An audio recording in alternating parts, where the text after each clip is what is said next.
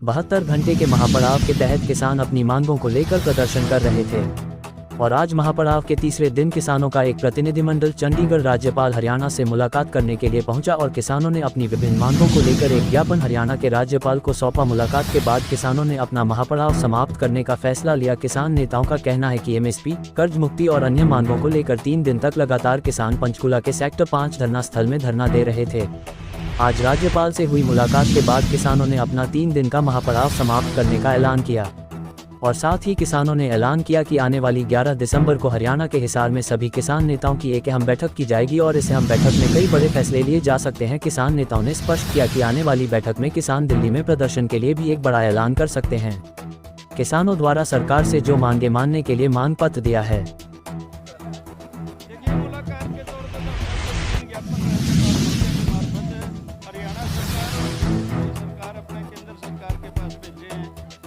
मुख्य रूप से किसानों के मुद्दे हैं एमएसपी पर कानूनी गारंटी, लागत का 1.5 और किसान की हर फसल हर चीज जो पैदा करता है वो खरीदी जाने की गारंटी दी जाए।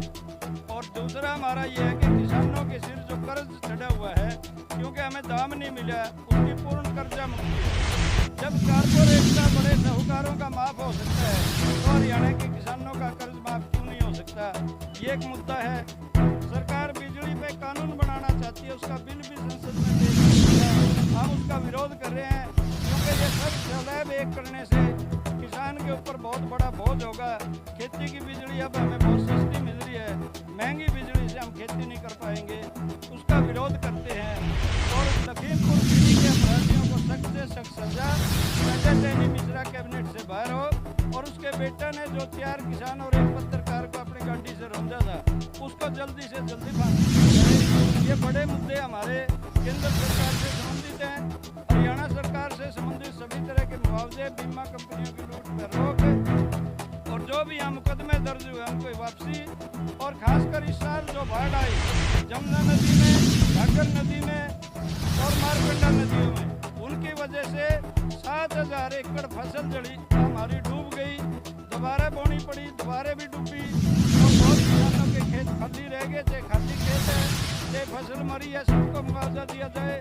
बहुत बड़ी संख्या में हमारे यहाँ ट्यूबवेल खराब हो गए, मकान चिढ़ गए और बहुत नुकसान किसानों का पशुधन का हुआ है। 45 किसान भी हमारे साथी हुए, उन सबको मुआवजा देते हुए उचित कार्रवाई हो। और इन मुद्दों को लेकर हम राज्यपाल के माध्यम से ज्ञापन देकर आए हैं। हमारे मजदूरों के भी ज्ञापन दिए गए जिसमें श्रम कोड 4 की बजाय पहले वाले कानून बहाल किए जाएं और न्यूनतम वेतन 26,000 रुपये लागू किया जाए। जितने भी कच्चे कर्मचारी उनको पक्का किया जाए, पक्के कर्मचारियों को रिटायरमेंट में पेंशन के लाभ दिए जाए। हमारी बहुत अच्छी मुलाकात रही है और आप एक बात देखेंगे, किसानों में एक चेतना नई जगी है।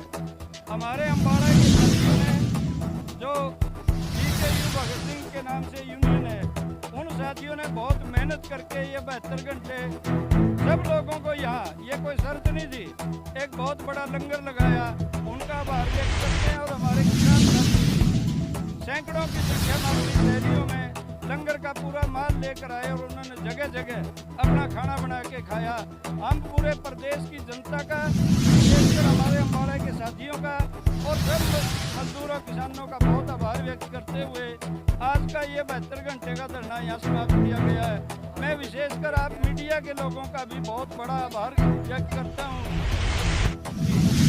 सीमा ये है कि 11 तारीख को हम इस शहर में एक मीटिंग करेंगे 11 दिसंबर को और उसमें आगामी फैसला लेंगे और हमारा फैसला हो सकता है दिल्ली की तरफ। धन्यवाद जी, बहुत बहुत आपका।